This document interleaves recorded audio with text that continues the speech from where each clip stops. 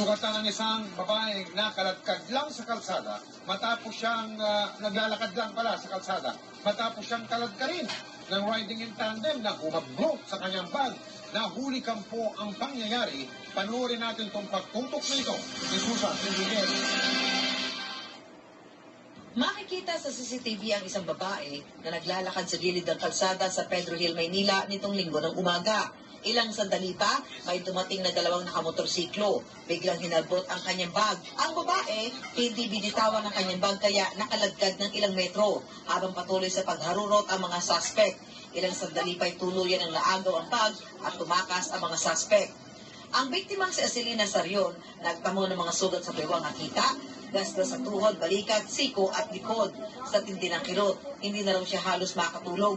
Yung pagkaan na wala na rin po akong nagawa. Pagkahawak niya, mawak ako, and then gano'n ang pa ako, and then hiniharulit na po, lang po kung ano nun, damit na nagwawasiwas sa daan po.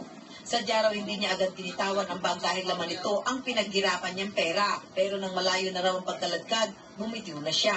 Sakto nun, kita kong kamay na magnanakaw na parang gusto ko siyang gawa ng paraan na ganyanan. Pero hindi na po siguro inadya yun kasi kung may nangyari po kung gano'n, o po nahulog ang bag ko, nahulog din siya, baka po may barrel po na yung ending ko po patay ako. Sa kasamaang palad, hindi raw namukhaan ni Acelina ang mga suspect.